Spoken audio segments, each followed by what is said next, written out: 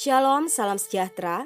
Departemen Bakti Wanita Advent Uni Indonesia Kawasan Barat mempersembahkan Renungan Harian Wanita Kristen 2023 disusun oleh Ibu Ria Sinuraya.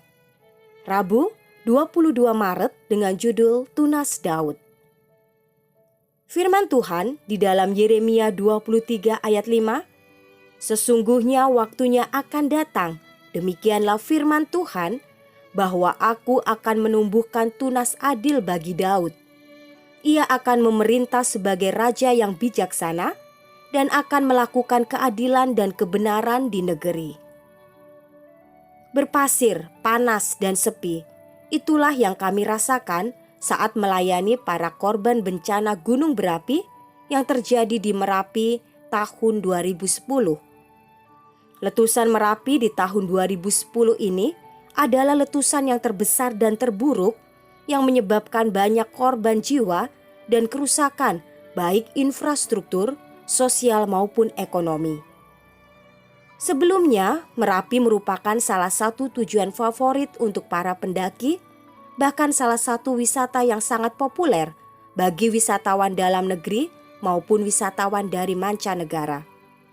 Merapi memiliki puncak tertinggi yang terkenal dengan nama Puncak Garuda yang begitu mempesona. Namun akibat dari letusan Gunung Merapi di tahun 2010, puncak ini hancur. Letusan dari Merapi ini membuktikan pada kita bahwa tidak ada puncak di dunia ini yang sanggup memberikan keindahan dan kenyamanan selain daripada puncak-puncak gunung Tuhan. Akan datang hari di mana menjadi kelam dan seperti tanpa harapan. Hari-hari di mana umat-umat Tuhan akan diperhadapkan dengan kekecewaan bahkan ujian yang berat. Namun mari kita mengingat, semua yang ada di atas dunia ini hanyalah sementara. Peristiwa demi peristiwa mengajarkan, sesungguhnya waktunya akan datang. Ia akan memerintah sebagai raja yang bijaksana dan akan melakukan keadilan dan kebenaran di negeri. Tuhan harus dikenal sebagai raja yang menyelamatkan dan sebagai tunas Daud. Apa maksudnya ini? Tunas Daud? Siapakah Daud itu? Raja Daud yang diurapi oleh Tuhan adalah anak dari Isai yang ayahnya bernama Obed. Obed adalah anak yang dilahirkan oleh Rut untuk Boas.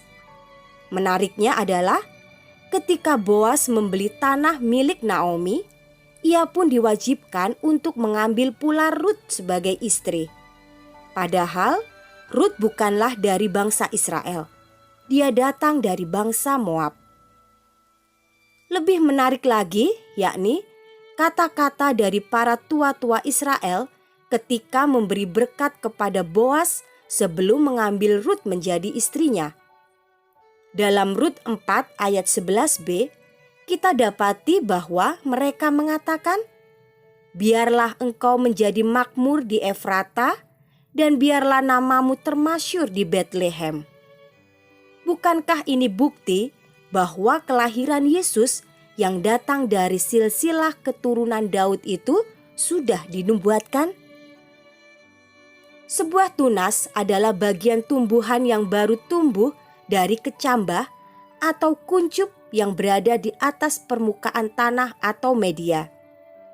Tunas dapat terdiri dari batang, ditambah dengan daun muda, calon bunga, atau calon buah.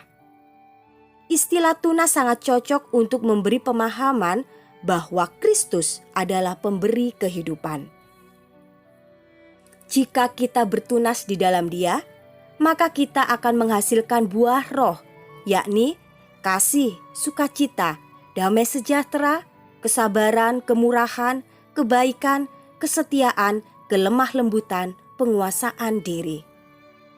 Hanya Kristus yang berkuasa memberi asupan nutrisi kepada jiwa kita agar dapat berhasil menunjukkan tabiat kekristenan ini. Dengan memiliki karakter ini, maka kita melihat keadilan Allah sama seperti ketika kita berada di atas puncak gunung Tuhan yang tinggi dan agung. Sahabat, Yesus sudah lahir beberapa ribu tahun yang lalu di kota Bethlehem yang nanti akan datang lagi untuk menyatakan kemuliaannya di hadapan seluruh makhluk ciptaan dan alam semesta. Ia akan menegakkan keadilan dan kebenaran. Sebab itu, datanglah kepadanya dengan hati yang bersyukur. Kiranya Tuhan memberkati kita semua sepanjang hari ini.